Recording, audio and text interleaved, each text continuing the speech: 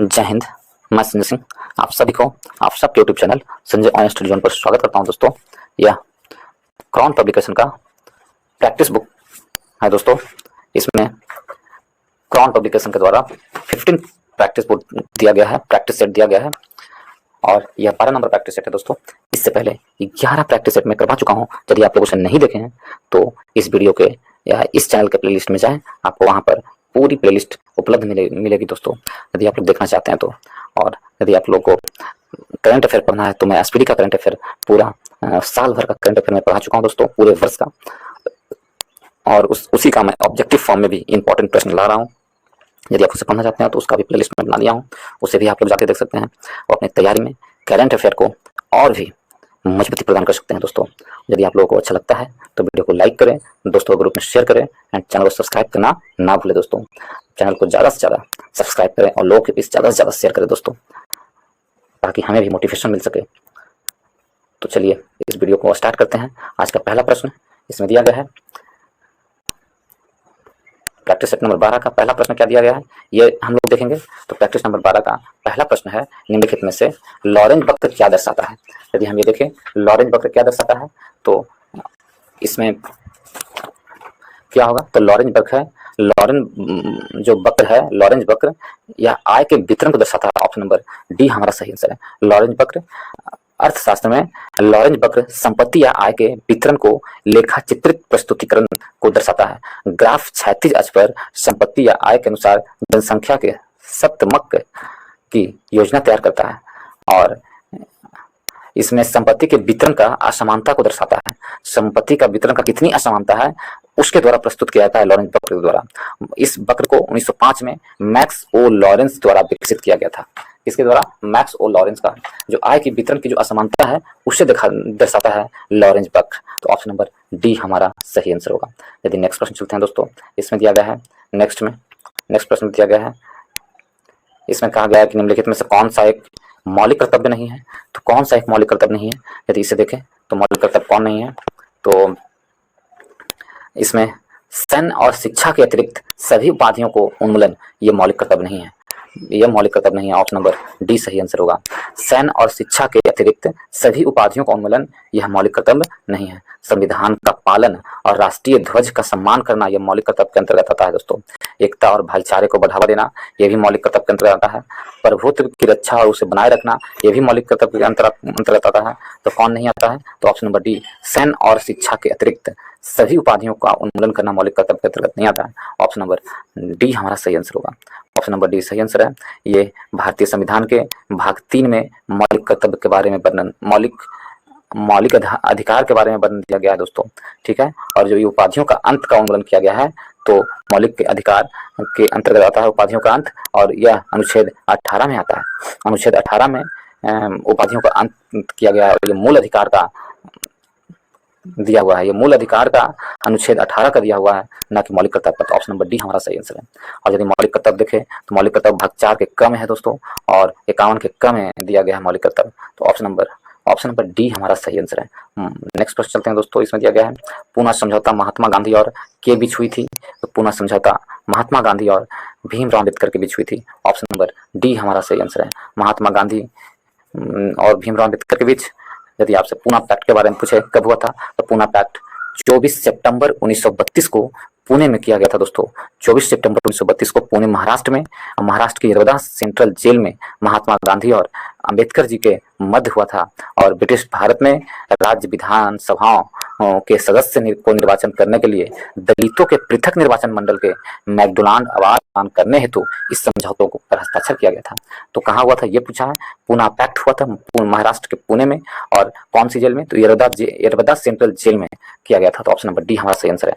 4 number प्रश्न की ओर, निम्नलिखित में से किस आर्थिक क्रियाकलाप में भारत के अधिकांश लोग का नियोजन होता है। तो किस आर्थिक क्रियाकलाप में भारत के अधिकांश लोगों का नियोजन होता है, तो कौन से आर्थिक क्रियाकलाप में सबसे अधिक होता है, तो वो कृषि में।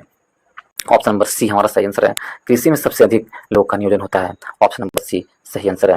नेक्स्ट प्रश्न चलते हैं दोस्तों 5 नंबर प्रश्न की ओर। इसमें कहा गया है बगलिहार बांध किस नदी पर बना है। तो यदि हम बगलिहार बांध को देखें तो बगलिहार बांध है जो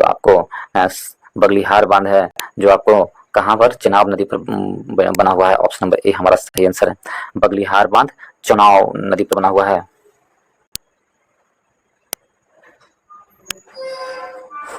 चुनाव नदी पर बना हुआ है बगलिहार बांध। ऑप्शन नंबर ए सही आंसर है, जिसे बगलिहार पनबिजली परियोजना के रूप में जाना जाता है। जम्मू कश्मीर के रामबन जिले में चुनाव नदी पर निर्मित यह परियोजना है। ऑप्शन नंबर ए हमारा सही आंसर है। 6 नंबर प्रश्न की ओर, राजतरंगिणी 6 में किया गया। राजतरंगिणी पुस्तक के लेखक कौन है? यदि हम इसमें देखें राजतरंगिणी पुस्तक के लेखक, तो राजतरंगिणी पुस्तक के लेखक है कल्हन। कल्हन है जो राजतरंगिणी पुस्तक लेखक है। ऑप्शन नंबर बी हमारा सही आंसर है। कल्हन राजतरंगिणी पुस्तक है। ऐतिहासिक कार्यक्रम है। राजतरंगिणी प्रारंभिक भारत का ऐतिहासिक कार्यक्रम है, जिसे 1148 ईस्वी में काश्मीरी ब्राह्मण कल्हन के द्वारा संस्कृत भाषा में पद में लिखा गया था, और इसे उचित रूप से अपनी तरह का सबसे प्राचीन इतिहास लेखन माना जाता है। तो कहाँ से दिया गया है? तो कल्हन के द्वारा लिखा गया है। कश्मीर के वो एक ब्राह्मण थे, उनके द्वारा लिखा गया है। ऑप्शन नंबर बी सही आंसर है। नेक्स्ट पॉइंट चलते हैं दोस्तों 7 नंबर प्रश्न की ओर। 7 में दिया गया है, निम्नलिखित का मिलान कीजिए। ठीक है, गणगौर उत्सव कहाँ है? तो राजस्थान में होता है दोस्तों। गणगौर उत्सव राजस्थान में होता है। गणगौर राजस्थान का सबसे महत्वपूर्ण त्यौहार है।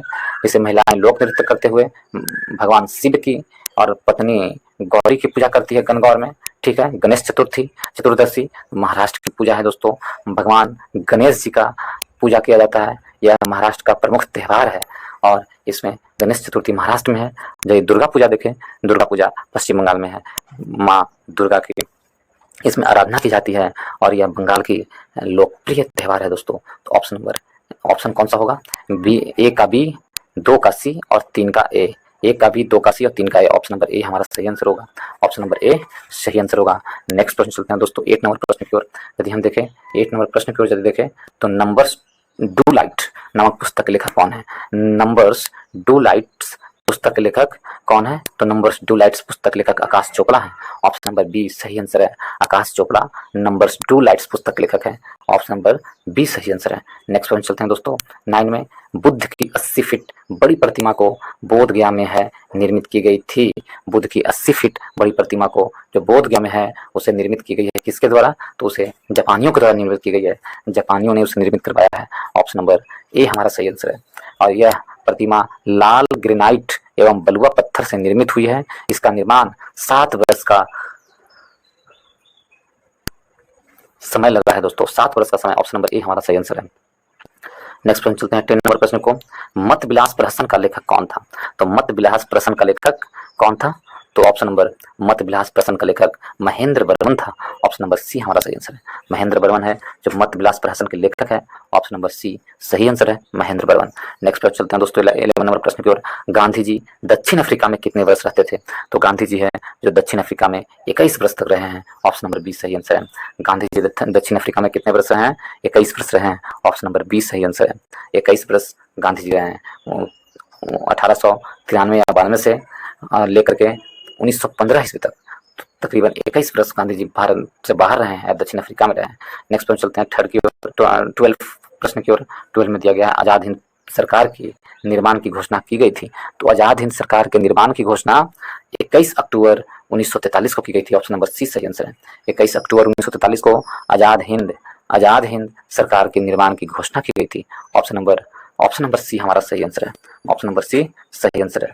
21 अक्टूबर 1943 को सिंगापुर में स्वतंत्र भारत की अस्थायी सरकार आजाद हिंद सरकार की स्थापना की, और इस सरकार के राष्ट्रपति, प्रधानमंत्री तथा सेनाध्यक्ष तीनों पद नेताजी ने अपने पास रखे थे। तो ऑप्शन नंबर सी हमारा सही आंसर है। नेक्स्ट पर चलते हैं दोस्तों। नेक्स्ट में दिया गया है, इसमें दिया गया है निम्नलिखित युग में से कौन सा एक सही सुमेलित है? यदि हम इसे देखें कौन सही सुमेलित है? अबिसिनिया का पठार कहाँ स्थित है? तो पूर्वी अफ्रीका, इथियोपिया जिसे इरिट्रिया कहते हैं, वहां पर स्थित है। न कि इसमें कौन सुमेलित है सो पूछा है, न कि अरब सागर में। तो अबिसिनिया का पठार अरब सागर में नहीं है, ये गलत है। पूर्वी अफ्रीका में है अबिसिनिया का पठार, और इथियोपिया और इरिट्रिया में पाया जाता है अबिसिनिया का पठार, तो ये गलत है, ये सुमेलित नहीं है। एटलस पर्वत कहाँ है? उत्तर पश्चिम अफ्रीका में है, ये सही है। एटलस पर्वत उत्तर पश्चिम अफ्रीका में, ये सही है। ऑप्शन नंबर बी हमारा सही आंसर होगा। मोरक्को, अल्जीरिया और ट्यूनिसिया में पाया जाता है एटलस पर्वत। सी नंबर प्रश्न को देखें, ऑप्शन बी सही है। सी में गुआना उच्च भूमि दक्षिण पश्चिम अफ्रीका में है। ये गलत है दोस्तों। गुयाना उच्च भूमि है जो उत्तरी दक्षिणी अमेरिका जैसे वेनेजुएला, गुयाना, सूरीनाम, ब्राजील में स्थित है। तो अफ्रीका में नहीं, अमेरिका में है। तो ऑप्शन सी भी गलत है। डी में देखें, ओकावांगो द्रोण है जो आपको पोटागोनिया में है, ये गलत है। दक्षिण पश्चिम अफ्रीका, बोत्सवाना, नामीबिया, दक्षिण अफ्रीका, अंगोला और जाम्बिया में स्थित है। तो ये भी गलत है। तो हमसे पूछा कौन सही है, यदि हम ये देखें तो ऑप्शन नंबर बी हमारा सही आंसर होगा। एटलस पर्वत उत्तर पश्चिम अफ्रीका में स्थित है। ऑप्शन नंबर बी सही आंसर है। 14 नंबर प्रश्न की ओर, बिहार विधानसभा के पहले दलित स्पीकर कौन थे? तो बिहार विधानसभा के पहले दलित स्पीकर आपसे पूछा जाए तो पहले दलित स्पीकर कौन थे बिहार विधानसभा के? तो पहले दलित स्पीकर उदय नारायण चौधरी थे। ऑप्शन नंबर बी हमारा सही आंसर है। उदय नारायण चौधरी बिहार विधानसभा के पहले दलित स्पीकर बने हैं, अध्यक्ष बने हैं। ऑप्शन नंबर ए बी सही आंसर है। नेक्स्ट प्रश्न चलते हैं दोस्तों 15 नंबर प्रश्न में। इसमें दिया कौन सा भारतीय संविधान के अंतर्गत सही सुमेलित नहीं है? तो कौन से भारतीय संविधान के अंतर्गत पंचायती राज भाग 9 में ये बिल्कुल सही है। नगर पालिका 9 के क में सही है और सहकारी समिति 9 के ख में ये भी सही है।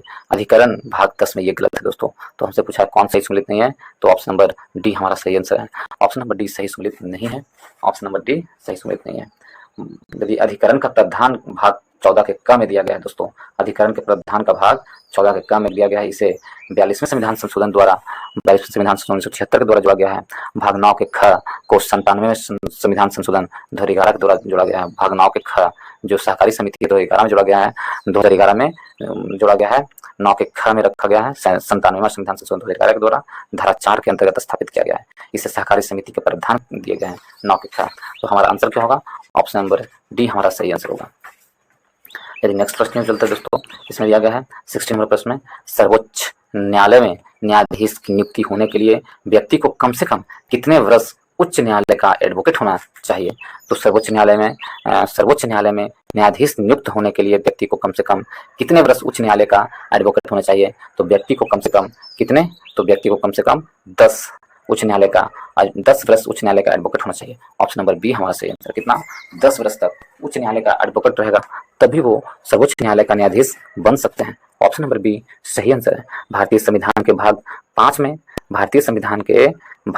में अनुच्छेद 124 से लेकर के 147 ईस्वी तक उच्चतम न्यायालय के गठन का बारे में दिया गया है। यदि स्वतंत्रता, न्याय क्षेत्र, शक्ति आदि क्षेत्र का उल्लेख किया गया है 124 से 147 के बीच।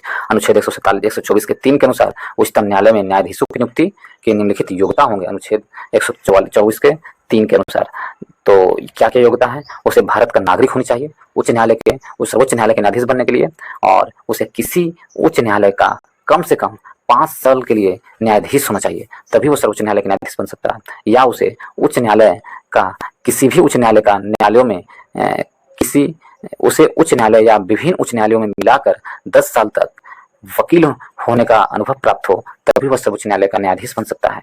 उसे राष्ट्रपति की राय में परंपरागत विधेयता होना चाहिए तभी वह सर्वोच्च न्यायालय का न्यायाधीश बन सकता है। तो ऑप्शन नंबर बी सही आंसर है।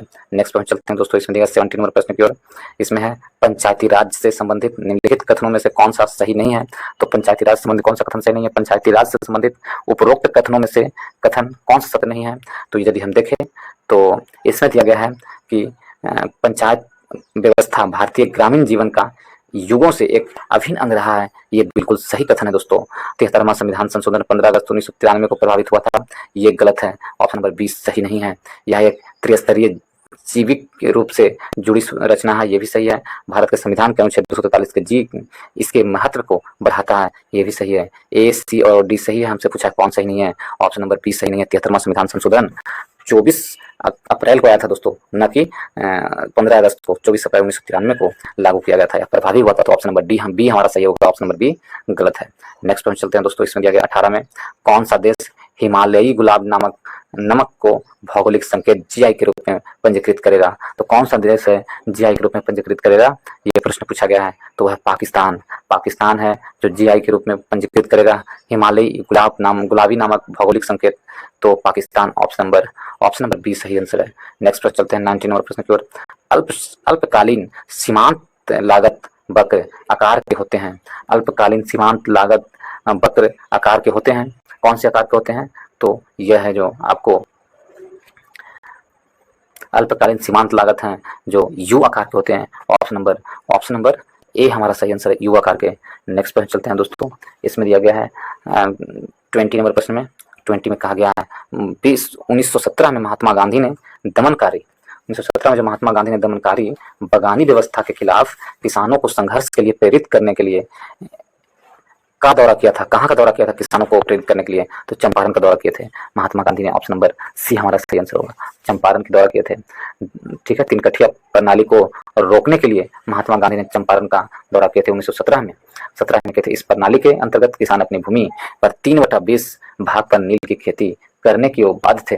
गांधी जी ने किसानों को समर्थन में चंपारण सत्याग्रह शुरू किया। ऑप्शन नंबर सी हमारा सही आंसर है। नेक्स्ट वन चलते हैं 21 की ओर।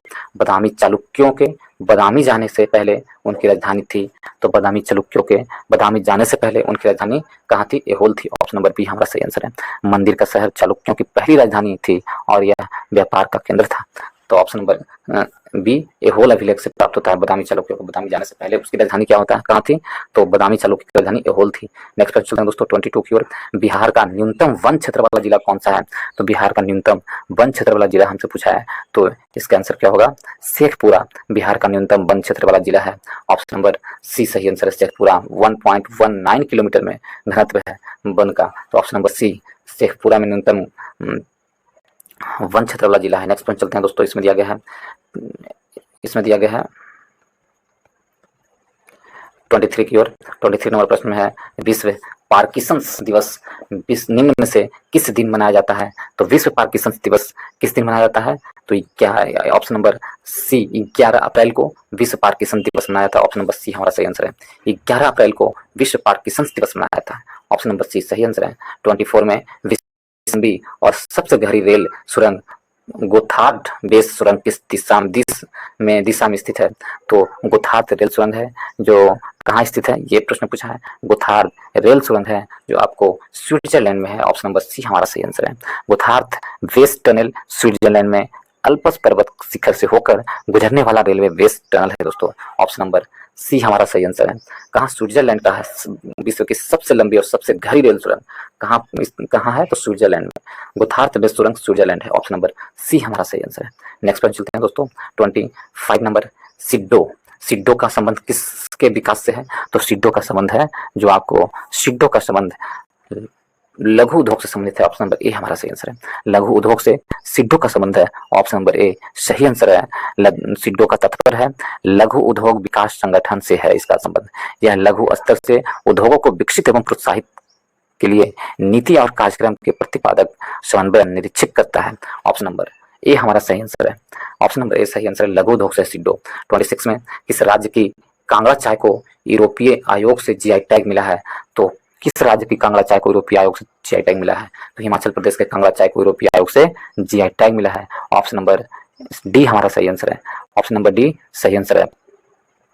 कांगड़ा चाय को साल 2005 में भारतीय जीआई टैग मिला था और साल 1919 से हिमाचल प्रदेश के कांगड़ा क्षेत्र में चाय की खेती और विकास में लगातार सुधार की जा रही है दोस्तों। ऑप्शन नंबर डी हमारा सही आंसर है। नेक्स्ट प्रश्न 27 और प्रश्न चलते हैं। निम्नलिखित में से कौन सा देश सार्क का सदस्य नहीं है? यदि इसे देखिए दोस्तों, सार्क का सदस्य इसमें से कौन सा नहीं है देश? तो ऑप्शन नंबर सी चीन है जो सार्क का सदस्य नहीं है। ऑप्शन नंबर सी सही आंसर होगा। चाइना है जो सार्क का सदस्य देश नहीं है। दक्षिण एशियाई क्षेत्रीय सहयोग संगठन सार्क में 8 देश शामिल है। इसमें से 8 देश कौन कौन है? तो अफगानिस्तान, बांग्लादेश, भूटान, भारत, मालदीव, नेपाल, श्रीलंका और पाकिस्तान है दोस्तों। ये 8 देश शामिल है सार्क में। क्षेत्रीय समूह है और यदि सार्क की स्थापना वर्ष आपसे पूछ लिया जाए तो 8 दिसंबर 1985 में को सार्क की स्थापना हुई थी ढाका, बांग्लादेश के ढाका में, और इसकी प्रथम बैठक काठमांडू में हुई थी। तो बांग्लादेश के ढाका में इसका क्या हुई थी? प्रथम बैठक हुई थी, स्थापना हुई थी। ठीक है, 8 दिसंबर 1985 को। जबकि सार्क का मुख्यालय आपसे पूछे तो नेपाल के काठमांडू में है सार्क का मुख्यालय। तो चाइना इसमें नहीं है। ऑप्शन नंबर सी हमारा सही आंसर है। नेक्स्ट पॉइंट चलते हैं 28 की ओर। 28 में कहा गया दोस्तों, इसमें गौतम बुद्ध द्वारा अपने धर्म में दीक्षित किए जाने वाला अंतिम व्यक्ति निम्नलिखित में से कौन था? तो गौतम बुद्ध द्वारा अपने धर्म में दीक्षित किए जाने वाला अंतिम व्यक्ति सुबुद्ध थे। ऑप्शन नंबर डी हमारा सही आंसर है। नेक्स्ट प्रश्न 29 में, गणित की पुस्तक लीलावती के लेखक कौन है? तो गणित की पुस्तक लीलावती के लेखक भास्कराचार्य हैं। ऑप्शन नंबर डी सही आंसर है। भास्कराचार्य गणित की पुस्तक लीलावती के लेखक हैं। ऑप्शन नंबर डी हमारा सही आंसर है, भास्कराचार्य। ऑप्शन नंबर डी सही आंसर है। अष्टांग संग्राहक आयुर्वेद के संबंधित पुस्तक है जिसकी रचना बाणभट्ट ने की है। 10 रूपक नाट्य के 10 रूपों के लक्ष्मी और उनकी विशेषताओं का प्रतिपादन करने वाला ग्रंथ है। यह ग्रंथ धनंजय की कृति है। ऑप्शन नंबर डी हमारा सही आंसर है। भास्कराचार्य ने लिखी है लीलावती। नेक्स्ट प्रश्न चलते हैं दोस्तों 30 नंबर प्रश्न की ओर। इसमें दिया गया है निम्नलिखित में से कौन एक सही सुमेलित है। तो कौन सही सुमेलित है? यदि आप लोग दोस्तों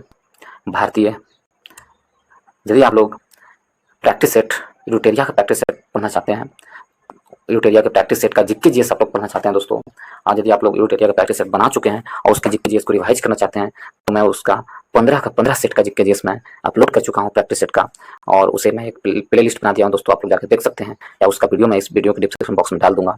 और उसी तरह यदि आप रुक्मणी प्रकाशन का प्रैक्टिस सेट का जीके जीएस देखना चाहते हैं या उसे रिवाइज करना चाहते हैं, यदि आप प्रैक्टिस कर चुके हैं या नहीं भी कर चुके हैं तो आप वीडियो को जाकर देखें और जीके जीएस को रिवाइज कर ले दोस्तों, और उसे देखकर बनाएं कि कितना आपसे, यदि प्रैक्टिस नहीं किए तो उसे बनाकर चेक करें कि कितना आपको याद है, और यदि आप बना भी चुके हैं फिर भी बनाकर चेक करें कि आपने जो बनाया है उसमें से मुझे अब कितना आता है। तो इससे आपकी तैयारी और बेहतर होगा दोस्तों, इससे आप और तैयारी से निखरिएगा और बेहतर नंबर आने की संभावना होगी। तो इसलिए उसका ही प्लेलिस्ट बना हुआ है दोस्तों, आप उसे भी जाकर देख सकते हैं। 20 का 20 सेट का प्लेलिस्ट बना हुआ है। और यदि आप लोग भारतीय संविधान को पढ़ना चाहते हैं वो भी चैप्टर वाइज, तो उसका भी वीडियो अपलोड कर चुका हूं दोस्तों। घटना चक्र बुक से मैं वीडियो अपलोड कर चुका हूं, पूरे बुक को मैं अपलोड कर चुका हूं आपको चैप्टर वाइज की तरह, और घटना चक्र बुक में प्रीवियस ईयर क्वेश्चन ही दिया हुआ है दोस्तों, तो आप लोग उसे देख सकते हैं भारतीय संविधान का, और अपने तैयारी में और निखार ला सकते हैं दोस्तों। और यदि आप भारतीय इतिहास को भी पढ़ना चाहते हैं तो उसका भी तीनों बुक का मैं तीनों प्राचीन इतिहास, मध्यकालीन इतिहास और आधुनिक इतिहास, तीनों इतिहास का अलग अलग प्लेलिस्ट बना दिया हूँ, आप उसे भी देख सकते हैं और अपनी तैयारी को मजबूती प्रदान कर सकते हैं दोस्तों। यदि आप लोगों को अच्छा लगता है तो प्लीज़ वीडियो को लाइक करें, दोस्तों के जितने भी ग्रुप हैं सभी में शेयर करें दोस्तों, और चैनल को ज़्यादा से ज़्यादा लोगों के पास सब्सक्राइब करने के लिए भेजें, ताकि इससे हमें और भी हौसला प्राप्त हो और मैं आपके लिए अच्छे अच्छे वीडियो बना सकूं दोस्तों। तो चलिए यहाँ से हम लोग स्टार्ट करते हैं आगे की ओर। 30 नंबर प्रश्न की ओर हम लोग देखते हैं। 30 नंबर प्रश्न का गया निम्नलिखित में कौन सा सही सुमेलित है। यदि इसको देखें हम सही सुमेलित कौन है, तो इसमें दिया गया है कि निम्नलिखित में से कौन एक सही सुमेलित है। तो खुलदाबाद कहाँ है? तो शेख सलीम चिश्ती का मकबरा है खुलदाबाद में, ये गलत है। फतेहपुर सिकरी एतमादुद्दौला का मकबरा है, तो एतमादुद्दौला का मकबरा फतेहपुर सिकरी में है, तो ये भी गलत है। एतमादुद्दौला का मकबरा फतेहपुर सिकरी में नहीं है। एतमादुद्दौला का मकबरा यदि आगरा में देखें, आगरा में औरंगजेब का मकबरा, तो ये भी गलत है। और दिल्ली में अब्दुल रहीम खाना का मकबरा है, तो ये सही है। अब्दुल रहीम का मकबरा दिल्ली में स्थित है। यह एक मात्र ऑप्शन नंबर डी हमारा सही आंसर है। तो हमसे पूछा कौन सही है, तो ऑप्शन नंबर डी, दिल्ली में अब्दुल रहीम खाना का मकबरा है। ठीक है। यदि हम देखें शेख सलीम चिश्ती का मकबरा फतेहपुर सिकरी में है। शेख सलीम चिश्ती का मकबरा कहाँ है? शेख सलीम चिश्ती का मकबरा फतेहपुर सिकरी में है दोस्तों। शेख सलीम चिश्ती का मकबरा एतमादुद्दौला का मकबरा आगरा में स्थित है। कहाँ है एतमादुद्दौला का मकबरा? आगरा में। एतमादुद्दौला का मकबरा आगरा में है। शेख सलीम चिश्ती फतेहपुर सिकरी, एतमादुद्दौला का मकबरा आगरा में, और ये तो सही है, एतमादुद्दौला का मकबरा आगरा में। और औरंगजेब का मकबरा कहाँ स्थित है? तो औरंगजेब का मकबरा औरंगाबाद के खुलदाबाद में है, औरंगाबाद के खुलदाबाद में। मैच का होगा ऑप्शन नंबर डी हमारा सही आंसर है। नेक्स्ट वन चलते हैं 31 की ओर।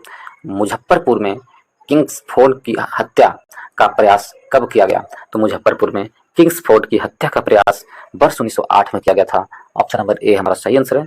वर्ष 1908 ईस्वी में प्रफुल्ल चौकी और खुदीराम बोस ने मुजफ्फरपुर के न्यायाधीश किंग्सफोर्ड को मारने का प्रयास किया गया था, जिसमें वह बच गए, लेकिन उसमें मिस्टर कैनेडी की पत्नी और पुत्री मारी गई, और पुलिस के डर से प्रफुल्ल चौकी ने आत्महत्या कर ली तथा खुदीराम बोस पकड़े गए और उन्हें 1908 में फांसी की सजा दे दी गई। और इस प्रकार आंदोलन के दौरान सबसे कम उम्र में फांसी चढ़ने वाले व्यक्ति कौन बने? तो वो कौन थे? तो वो थे खुदीराम बोस। ऑप्शन नंबर कौन है? तो ऑप्शन नंबर ए हमारा सही आंसर 1908 में।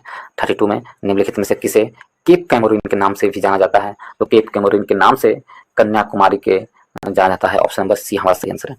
कन्याकुमारी को कह कैमरून के नाम से जाना जाता है। 33 नंबर प्रश्न पर चलते हैं। इसमें दिया गया है 33 में पोंग बांध किस नदी पर बनाया गया है? तो पोंग बांध है पोंग बांध जो आपको किस नदी पर है पोंग बांध? तो ब्यास नदी पर स्थित है पोंग बांध। ऑप्शन नंबर डी सही आंसर है। ब्यास नदी पर है पोंग बांध। ऑप्शन नंबर डी सही आंसर है। पोंग बांध किस नदी पर स्थित है? तो ब्यास नदी पर है पोंग बांध। ऑप्शन नंबर डी सही आंसर है। नेक्स्ट प्रश्न चलते हैं दोस्तों। इसमें दिया गया है आंध्र प्रदेश। नेक्स्ट प्रश्न में दिया गया है 34 में, गाय की जो नस्ल अधिक दूध देती है वह है, तो गाय की जो नस्ल जो अधिक दूध देती है वह साहिवाल है। साहिवाल है गाय की नस्ल जो सबसे अधिक दूध देती है, साहिवाल। साहिवाल गाय की प्रजाति मुख्य रूप से पाकिस्तान के सिंध प्रांत में पाई जाती है। ऑप्शन नंबर सी सही आंसर है। और यह गाय प्रतिदिन 10 से 16 लीटर तक दूध देने की क्षमता रखती है। ठीक है, ऑप्शन नंबर सी हमारा सही आंसर है। नेक्स्ट प्रश्न चलते हैं दोस्तों 35 में। 34 नंबर प्रश्न, 35 नंबर प्रश्न में देख रहे हैं क्या? इसमें दिया गया है नूना माटी तेल शोधक कारखाना, तेल शोधक कारखाना अवस्थित है। तो नून माटी तेल शोधक कारखाना कहाँ अवस्थित है? वो असम में स्थित है दोस्तों। ऑप्शन नंबर ए हमारा सही आंसर है। नून माटी तेल शोधक कारखाना असम में है। ऑप्शन नंबर ए सही आंसर है। नून माटी तेल शोधक कारखाना असम में है। असम राज्य में स्थित है। और यहाँ पर नून माटी तेल कारखाना इंडियन ऑयल कॉर्पोरेशन का दिया हुआ है। इसकी स्थापना 1 जनवरी 1962 में हुआ था दोस्तों। नून माटी तेल शोधक कारखाना की स्थापना कब हुई थी? 1 जनवरी 1962 में। ऑप्शन नंबर ए हमारा सही आंसर है। नेक्स्ट प्रश्न चलते हैं 36 नंबर में। निम्नलिखित में से कौन सुमेलित नहीं है? यदि इसे देखें तो कौन सुमेलित नहीं है इसमें से? 36 नंबर प्रश्न है। तो इसमें है दक्षिण मध्य रेलवे का मुख्यालय हैदराबाद में नहीं है। ऑप्शन नंबर डी सुमेलित नहीं होगा। ऑप्शन नंबर डी सुमेलित नहीं है। ऑप्शन नंबर डी नहीं सुमेलित है। दक्षिण मध्य रेलवे का मुख्यालय हैदराबाद में है, ये गलत है। तो इसमें सुमेलित कौन कौन है स्टेप पहले देख लेते हैं हम लोग। इसमें दिया गया हल्दिया इलाहाबाद और राष्ट्रीय राजमार्ग है, सही है। नासिक पुणे राष्ट्रीय राजमार्ग 50, ये भी सही है। हमसे पूछा कौन सही नहीं है, तो यदि हम ये देखें तो दुर्गापुर कोलकाता एक्सप्रेसवे राजमार्ग, ये भी सही है। हैदराबाद दक्षिण मध्य रेलवे का मुख्यालय नहीं है। कौन सुमेलित नहीं है? तो ऑप्शन नंबर डी हमारा सही नहीं है। नेक्स्ट प्रश्न चलते हैं दोस्तों। नेक्स्ट में दिया गया है, इसमें है विश्व की सबसे ऊंची चोटी किस प्रकार के पर्वतों में पाई जाती है? विश्व की सबसे ऊंची चोटी किस प्रकार के पर्वतों में पाई जाती है? तो वह है नवीन मोरदार पर्वतों में पाई जाती है या बलित पर्वतों में पाई जाती है। ऑप्शन नंबर बी हमारा सही आंसर है। ऑप्शन नंबर बी सही आंसर है। नवीन मोरदार पर्वतों में या बलित पर्वतों में विश्व की सबसे ऊंची चोटी पाई जाती है। ऑप्शन नंबर बी सही आंसर है। ठीक है, जैसे हिमालय पर्वत एक नवीन मोरदार पर्वत है दोस्तों। हिमालय पर्वत एक नवीन मोरदार पर्वत है।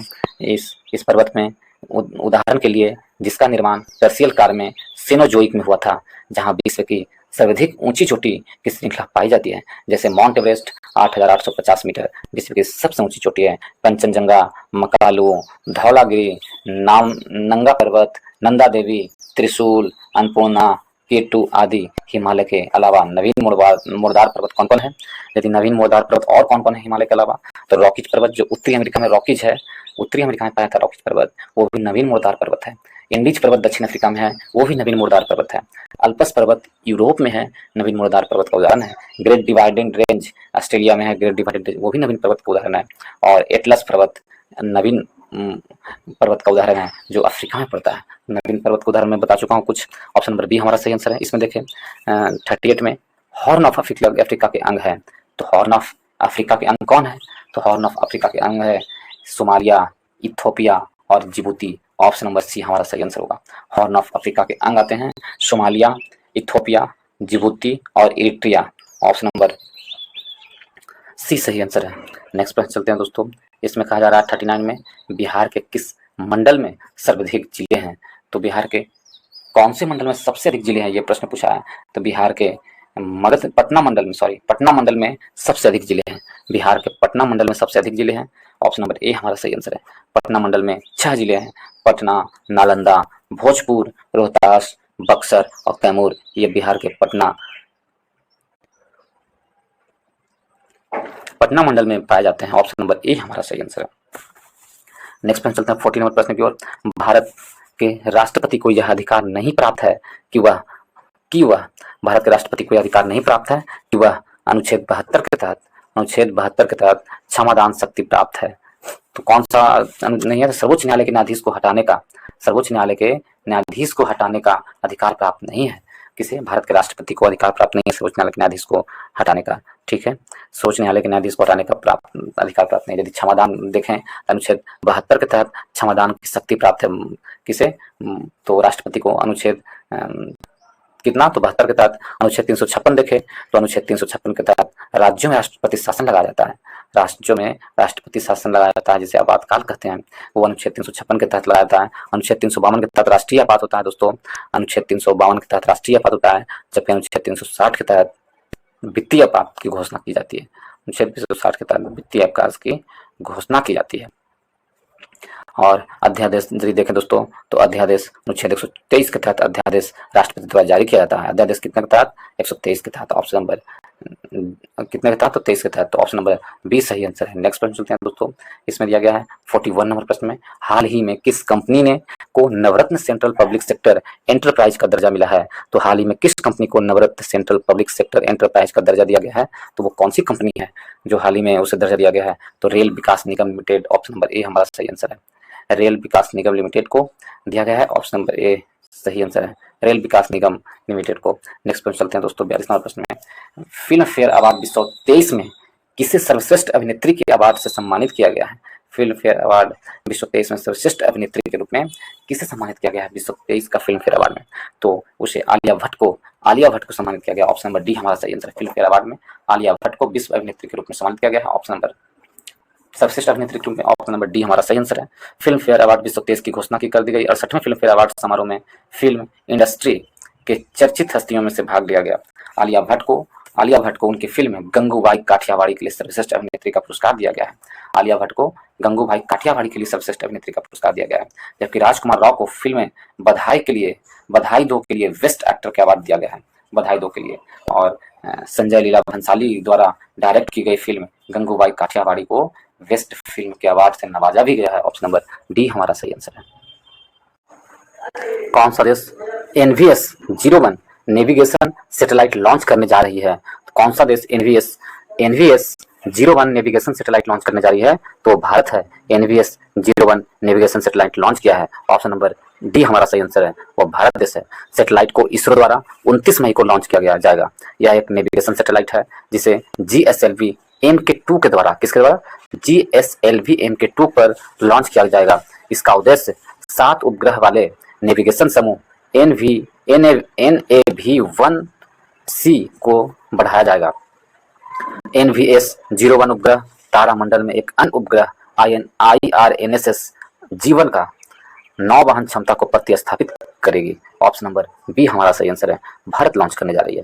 44 नंबर प्रश्न में, बुरा चापोरी वन्यजीव अभयारण्य किस राज्य केंद्र शासित प्रदेश में है?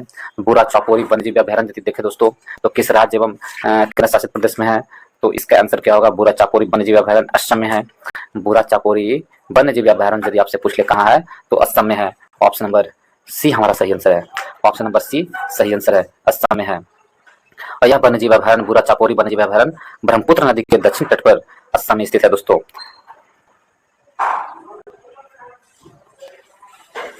और कहाँ असम में है? असम में आपको काजीरंगा राष्ट्रीय उद्यान भी असम में मिलेगा, ओरंग राष्ट्रीय उद्यान भी आपको असम में ही मिलेगी दोस्तों। ओरंग राष्ट्रीय उद्यान, काजीरंगा राष्ट्रीय उद्यान और बुरा चापोरी वन्यजीव अभयारण्य, ये तीनों असम में स्थित है। ऑप्शन नंबर सी सही आंसर है।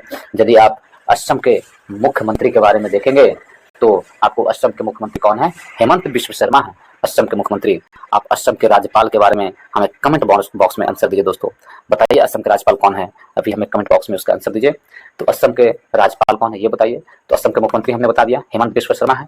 असम की स्थापना 26 जनवरी 1950 में हुई थी। इसकी राजधानी दिसपुर है, असम की राजधानी दिसपुर है। असम में विधानसभा सीटों की संख्या 126 है दोस्तों, और असम की लोकसभा सीटों की संख्या 14 है, और राज्यसभा सीटों की संख्या असम में 7 है। तो इसके राज्यपाल के नाम बताइए जल्दी से कमेंट बॉक्स में दोस्तों। मध्य प्रदेश के बारे में देखते हैं हम लोग। मध्य प्रदेश के मुख्यमंत्री कौन है ये बताइए। अभी नए मुख्यमंत्री बनाए गए हैं मध्य प्रदेश में। इसका आंसर आप बताइए कि मध्य प्रदेश के मुख्यमंत्री अभी कौन बनाए गए हैं, इसका आंसर बताइए। जबकि मध्य प्रदेश के आपसे राज्यपाल पूछा जाए तो गंगू भाई छगन भाई पटेल मध्य प्रदेश के कौन है? राज्यपाल है। गंगू भाई छगन भाई पटेल मध्य प्रदेश के राज्यपाल है। मध्य प्रदेश के राज्यपाल गंगू भाई छगन भाई पटेल है, ठीक है। और यदि मध्य प्रदेश की विधानसभा सीटों की संख्या देखें 230 है मध्य प्रदेश में विधानसभा सीटों की संख्या, लोकसभा सीटों की संख्या 29 है, और राज्यसभा सीटों की संख्या 11 है मध्य प्रदेश में। राजस्थान को देखें दोस्तों, राजस्थान, तो राजस्थान को यदि देखें तो राजस्थान के मुख्यमंत्री अभी कौन है ये बताइए आप लोग। राजस्थान के मुख्यमंत्री के बारे में बताइए, क्योंकि यहाँ भी नए मुख्यमंत्री बनाए गए हैं। तो राजस्थान के मुख्यमंत्री कौन है ये बताइए। यदि इनके राज्यपाल के बारे में देखेंगे तो कालराज मिश्र हैं राजस्थान के राज्यपाल, और राजस्थान में विधानसभा सीटों की संख्या पूरे 200 है विधानसभा सीटों की संख्या, और लोकसभा सीटों की संख्या राजस्थान में विधानसभा सीटों की संख्या 25 है, लोकसभा सीटों की संख्या 25 है और राज्यसभा सीटों की संख्या 10 है। उत्तर प्रदेश के बारे में देखेंगे दोस्तों तो उत्तर प्रदेश के मुख्यमंत्री योगी आदित्यनाथ हैं, वहाँ के आनंदीबेन पटेल वहाँ की कौन है, तो आनंदीबेन पटेल उत्तर प्रदेश में क्या है, तो वहाँ के राज्यपाल है आनंदीबेन पटेल। और यदि उत्तर प्रदेश में सीटों की संख्या देखें तो विधानसभा सीटों की संख्या सबसे अधिक भारत के राज्यों में कहाँ है, तो उत्तर प्रदेश में है 403। विधान परिषद की सीटों की संख्या भी भारत के राज्यों में सबसे अधिक उत्तर प्रदेश में है 100, और लोकसभा सीटों की संख्या और राज्यसभा सीटों की संख्या भी सबसे अधिक उत्तर प्रदेश में है। लोकसभा सीटों की संख्या उत्तर प्रदेश में 80 है और राज्यसभा सीटों की संख्या उत्तर प्रदेश में 31 है। तो सबका सब बता दिया दोस्तों। तो मैं आपको फिर से इसका आंसर बताता हूँ। असम के आपसे क्या पूछे थे राज्यपाल, आपसे मैंने पूछा था कि असम के राज्यपाल कौन है, तो असम के राज्यपाल आपको गुलाब चंद्र कटारिया हैं, जो असम के राज्यपाल हैं दोस्तों। गुलाब चंद्र कटारिया असम के राज्यपाल है। आपसे मध्य प्रदेश के मुख्यमंत्री के बारे में हमने पूछा था, तो डॉक्टर मोहन यादव हैं जो मध्य प्रदेश के मुख्यमंत्री हैं। मध्य प्रदेश के मुख्यमंत्री डॉक्टर मोहन यादव। राजस्थान का मुख्यमंत्री आपसे पूछा था दोस्तों, तो राजस्थान के मुख्यमंत्री यदि देखें तो भजन लाल शर्मा है जो राजस्थान के मुख्यमंत्री हैं। तो हमने सभी का आंसर दे दिया है। नेक्स्ट प्रश्न चलते हैं 45 नंबर प्रश्न की ओर। इसमें दिया गया है किस संस्था ने लाइट वेट पेमेंट सिस्टम की परिकल्पना की है। तो लाइट वेट पेमेंट सिस्टम की परिकल्पना किस संस्था ने की है, तो आरबीआई ने किया है। ऑप्शन नंबर ए हमारा सही आंसर है, आरबीआई। भारतीय रिजर्व बैंक ने एक हल्के भुगतान और निपटान प्रणाली की अवधारणा पेश की है जो पारंपरिक तकनीकी से स्वतंत्र रूप से संचालित होती है। तो ऑप्शन नंबर ए हमारा सही आंसर है। 46 में भारतीय विशिष्ट पहचान प्राधिकरण के सीईओ के रूप में किसे नियुक्त किया गया है। भारतीय विशिष्ट पहचान प्राधिकरण के सीईओ के रूप में किसे नियुक्त किया गया है, तो भारतीय विशिष्ट पहचान प्राधिकरण के सीईओ के रूप में अमित अग्रवाल को, ऑप्शन नंबर ए हमारा सही आंसर है, अमित अग्रवाल को चुना गया है।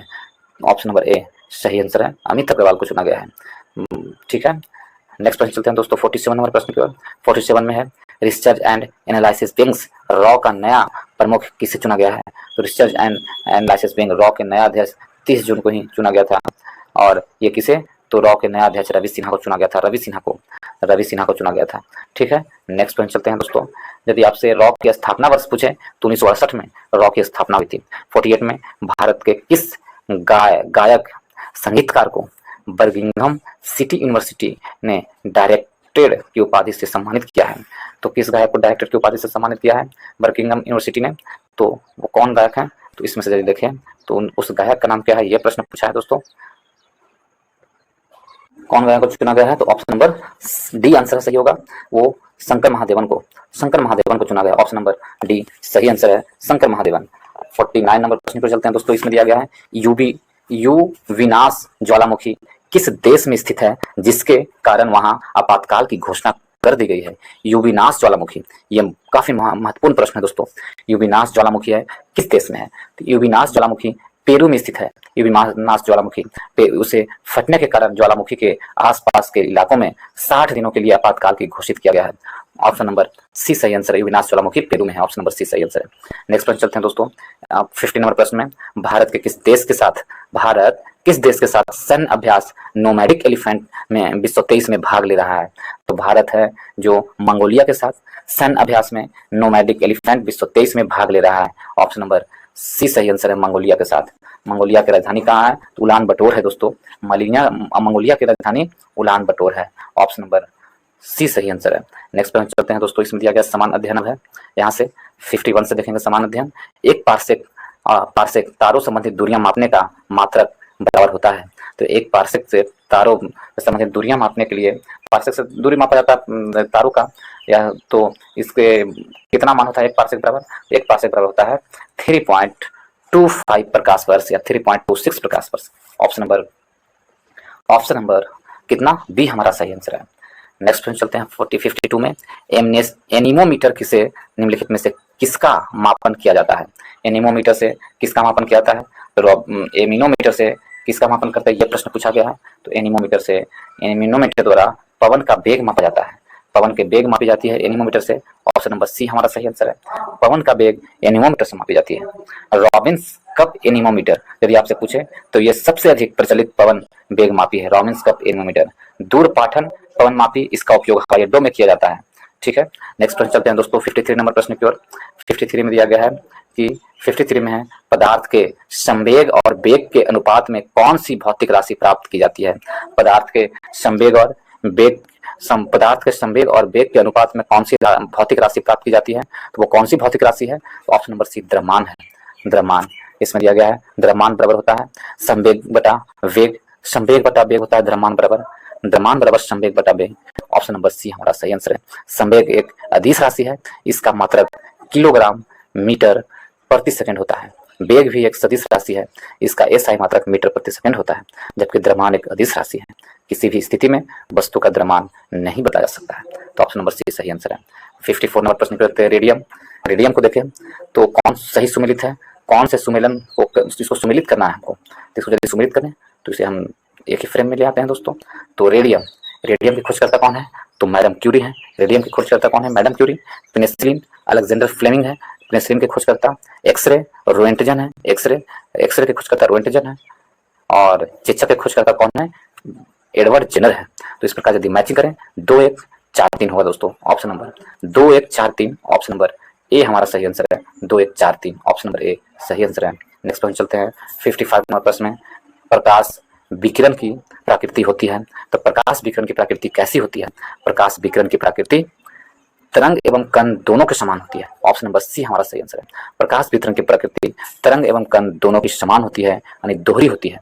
प्रकाश विकिरण की प्रकृति ऑप्शन नंबर सी हमारा सही आंसर है। ऑप्शन नंबर सी सही आंसर है। कुछ घटनाओं में प्रकाश की तरंग प्रकृति प्रबल होती है, जैसे प्रकाश का परावर्तन, अपवर्तन, विवर्तन, व्यतिकरण, ध्रुवण इत्यादि। ठीक है, नेक्स्ट प्रश्न चलते हैं दोस्तों। इसमें दिया गया 56 में आंख के रेटिना की परंपरागत कैमरा के निम्नलिखित में से किस भाग से तुलना की जा सकती है। आंख के रेटिना की परंपरागत कैमरा के निम्नलिखित में से किस भाग से तुलना की जाती है। यदि इसको देखें तो आंख की जो रेटिना होती है उसको कैमरा के फिल्म भाग से तुलना की जाती है। ऑप्शन नंबर ए हमारा सही आंसर है। किसके द्वारा, फिल्म के द्वारा, फिल्म भाग से। ऑप्शन नंबर ए सही आंसर है। 57 नंबर प्रश्न पे चलते हैं दोस्तों। इसमें दिया गया है 57 में प्रतिदीप्ति नलिकाओं के साथ चोक आंशजित होता है। चोक कुंडली, प्रतिदीप्ति नलिकाओं के साथ चोक आंशजित होता है।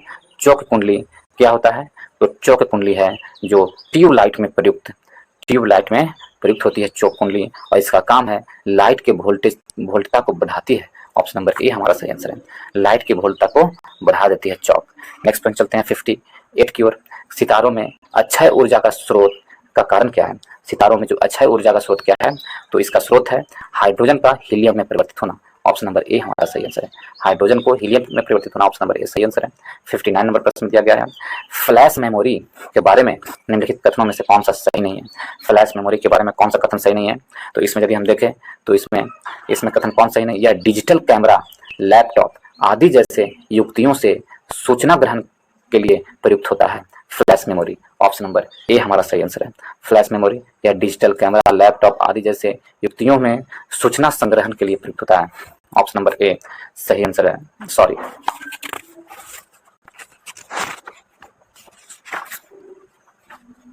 ऑप्शन नंबर सी सही आंसर होगा दोस्तों। यह समान यांत्रिक डिस्क ड्राइवर से अत्यधिक सस्ता होता है। कौन सा सही नहीं है, तो ये सही है। यह डिजिटल कैमरा, लैपटॉप आदि जैसी युक्तियों के सूचना संग्रहण के लिए प्रयुक्त होता है। फ्लैश मेमोरी ये सही है। यह विस्तृत ताप प्रास 40 डिग्री से प्लस 80 डिग्री तक के कार्य कर सकता है, यह भी सही है। यह कम शक्ति का उपभोग करता है, ये भी सही है। कौन सही नहीं है, ऑप्शन नंबर सी सही नहीं है। हमसे पूछा है कौन सही नहीं है, तो ऑप्शन नंबर सी सही नहीं है। इस प्रकार ऑप्शन नंबर सी हमारा सही आंसर है। यह सामान्य यांत्रिक डिस्क ड्राइव से अधिक सस्ता है। ऑप्शन नंबर सी सही आंसर है। नेक्स्ट प्रश्न चलते हैं दोस्तों 60 में। फाउंटेन पेन के आविष्कारक कौन थे, तो फाउंटेन पेन के आविष्कारक देखें तो वो कौन है। फाउंटेन पेन के आविष्कारक यदि देखें तो वाटरमैन है। फाउंटेन पेन के आविष्कारक 1883 ईस्वी में फाउंटेन पेन के आविष्कार किए थे वाटरमैन। ऑप्शन नंबर ए हमारा सही आंसर है। फाउंटेन पेन के आविष्कारक कौन के थे, वाटरमैन है। Option number A. 61 में परमाणु जिनमें प्रोटॉनों की संख्या समान परंतु न्यूट्रॉनों की संख्या भिन्न भिन्न रहती है क्या कहलाता है। परमाणु जिनमें प्रोटॉनों की संख्या समान परंतु न्यूट्रॉनों की संख्या भिन्न भिन्न होती है उसे समस्थानिक कहते हैं। ऑप्शन नंबर डी हमारा सही आंसर है। उसे क्या कहते हैं? समस्थानिक कहा जाता है उसे समस्थानिक कहा जाता है। ऑप्शन नंबर डी सही आंसर है। 62 नंबर प्रश्न की ओर देखते हैं दोस्तों। 62 में है अशुद्धियों के कारण द्रव का क्वथनांक है। तो 62 में अशुद्धियों के कारण द्रव का क्वथनांक क्या है? तो अशुद्धियों के कारण द्रव का क्वथनांक बढ़ जाता है। ऑप्शन नंबर ए हमारा सही आंसर है। यदि अशुद्धि रहेगा तो द्रव का क्वथनांक क्या होगा? बढ़ जाएगा। वह तापमान जिस पर कोई द्रव उबलता है या गैस में बदल जाता है उसे द्रव का क्वथनांक कहा जाता है। ठीक है, तो ऑप्शन नंबर ए हमारा सही आंसर होगा, बढ़ जाएगा। 63 में 63 नंबर प्रश्न की ओर देखें तो इसमें दिया गया है जर्मन सिल्वर सोल्डर, ये मैच करने के लिए दिया गया दोस्तों 63 में। यदि हम उसे 63 में मैच करें तो जर्मन सिल्वर एक मिश्र धातु है जिसका संगठन Cu plus Zn plus nickel होता है। तो जर्मन सिल्वर में कौन सा आएगा? निकेल आएगा। सोल्डर में टीन आएगा। ब्लीचिंग पाउडर में हमको क्या आएगा? क्लोरीन आएगा। और सोडियम हाइपो में आता है सोडियम हाइपोक्लोराइड। तो इसमें सोडियम थायोसल्फेट को हाइपो भी कहते हैं। तो ये 3 आएगा। मैच करेंगे तो इसका क्या आएगा? 2 1 4 3 2 1 4 3 किसमें है? 2 1 4 3 2 1 4 3 ऑप्शन नंबर डी हमारा सही आंसर होगा। नेक्स्ट प्रश्न चलते हैं दोस्तों। इसमें 64 नंबर प्रश्न दिया गया है। 64 में क्या है? इसमें कौन सी गैसीय चक्र नहीं है? कौन सी है जो गैसीय चक्र नहीं है? तो यदि हम देखें गैसीय चक्र कौन नहीं है तो हाइड्रोजन है। हाइड्रोजन एक गैसीय चक्र नहीं है। H2 गैसीय चक्र नहीं है। ऑप्शन नंबर डी हमारा सही आंसर है। 64 का H2 है जो गैसीय चक्र नहीं है, जबकि नाइट्रोजन चक्र, कार्बन चक्र और ऑक्सीजन चक्र गैसीय चक्र है। 65 नंबर प्रश्न पर चलते हैं दोस्तों। इसमें दिया गया है अपने यौगिकों से संबंधित निम्न कथनों पर विचार कीजिए। आयनिक यौगिक क्या है? इस कथन कौन सी कथन है जो इस कथन को व्याख्या कौन सी कथन सही है? तो आयनिक यौगिक एल्कोहल में अविलेय होते हैं। तो ये कथन सही है। ऑप्शन नंबर ए हमारा सही आंसर। केवल एक कथन सही है और बाकी सारे कथन गलत है। नेक्स्ट प्रश्न चलते हैं तो 66 की ओर। 66 नंबर प्रश्न पर देखें तो अधोलिखित युग में से कौन सही सम्मिलित नहीं है? तो अधोलिखित युग में से कौन सही सम्मिलित नहीं है? तो वो है अधोलिखित युग में से आपको फ्लोरीन युक्त बहुलक है, ये गलत है, ये सही सम्मिलित नहीं है। तो ऑप्शन नंबर डी हमारा सही आंसर होगा।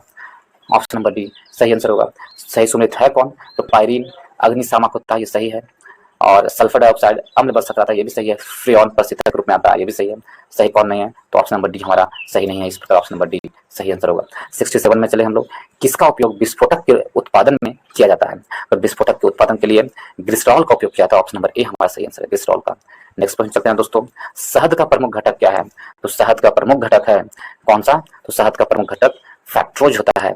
ऑप्शन नंबर डी हमारा सही आंसर है। शहद का प्रमुख घटक फैक्ट्रोज होता है। ऑप्शन नंबर डी सही आंसर है। निम्नलिखित में से कौन सा मिश्रित उर्वरक है? तो कौन सा मिश्रित उर्वरक है, यह प्रश्न पूछा गया है।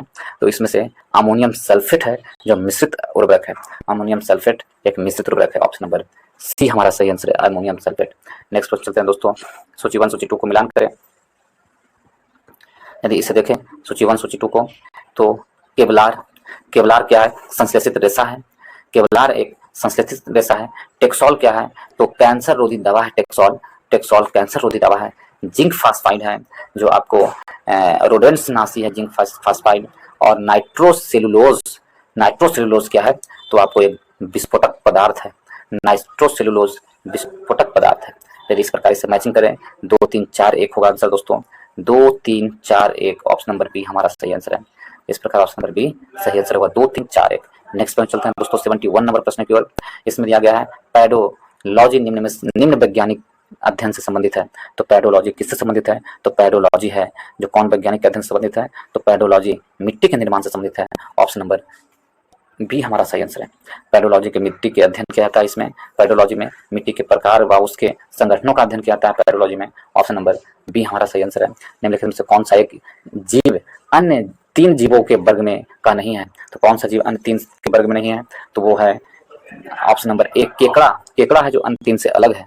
केकड़ा, बिच्छू, बरूथी, मकड़ी, ये सब एक ही जीव के अंतर्गत आते हैं। केकड़ा एक अलग है। नेक्स्ट प्रश्न चलते हैं दोस्तों 73 की ओर। सोयाबीन में नाइट्रोजन स्थिरीकरण के लिए जिम्मेदार बैक्टीरिया है। सोयाबीन में नाइट्रोजन स्थिरीकरण के लिए जिम्मेदार बैक्टीरिया क्या है? तो सोयाबीन में नाइट्रोजन स्थिरीकरण के लिए जिम्मेदार बैक्टीरिया कौन सी है?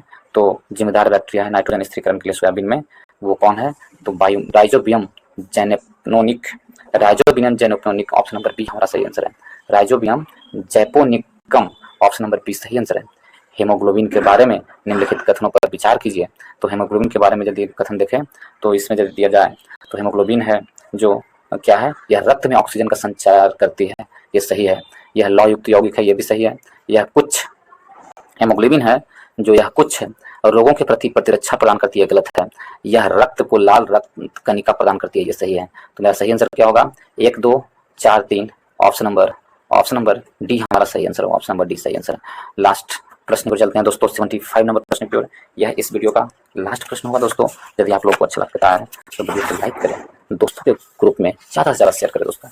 देखते हैं हम लास्ट प्रश्न इसमें दिया गया है कि निम्नलिखित में से कौन सा तत्व पौधों के विकास के लिए आवश्यक नहीं है। तो पौधों के विकास के लिए कौन सा तत्व आवश्यक नहीं है, तो पौधों के विकास के लिए कौन सा तत्व नहीं आवश्यक है, सोडियम। ऑप्शन नंबर ए हमारा सही आंसर है। पौधों के विकास के लिए सोडियम आवश्यक नहीं है, ऑप्शन नंबर ए सही आंसर है। पादपों के लिए 17 खनिज पदार्थ आवश्यक है, जिनमें से 9 तत्व दीर्घमात्रिक तथा शेष 8 तत्व लघु मात्रिक हैं। खनिज पोषक पदार्थों का अवशोषक पादपों द्वारा अपनी उपचायक क्रियाओं को पूरा करने के लिए किया जाता है। दीर्घकालीन पोषक तत्व यदि देखें हम, दीर्घकालीन पोषक तत्व कौन कौन सी जरूरत है, जो 9 दीर्घकालीन पोषक तत्व है उसमें से इसको कौन कौन सी, ऑक्सीजन काफी मात्रा में चाहिए, carbon, hydrogen, nitrogen, phosphorus, potassium, magnesium, calcium तथा सल्फर, ये प्रमुख है जो दीर्घकालीन पोषक तत्व है। लघुकालीन पोषक तत्व देखें पौधों के लिए, जस्ता, लोहा, तांबा, मैग्नीज, निकेल, क्लोरीन, बोरॉन और मॉलिब्डेनम, ये सब सूक्ष्म मात्रा में चाहिए पौधों को। लेकिन और जो दीर्घकालीन मात्रा में oxygen, carbon, hydrogen, nitrogen, phosphorus, potassium, magnesium और कैल्शियम तथा फास्फोरस, ये सब दीर्घकालीन है। तो ऑप्शन नंबर ए हमारा सही आंसर है। ये आवश्यकता पौधों की नहीं है, ऑप्शन नंबर ए सही आंसर है। यदि आप लोगों को वीडियो अच्छा लगा हो दोस्तों तो वीडियो को लाइक करें, दोस्तों के ग्रुप में, जितने भी ग्रुप हैं सभी में वायरल कर दें दोस्तों, सभी में शेयर कर दें और चैनल को सब्सक्राइब करना ना भूलें और वीडियो को लाइक कर दे दोस्तों। तो इसके साथ ही इस वीडियो को समाप्त करते हैं। इस वीडियो को देखने के लिए बहुत बहुत धन्यवाद।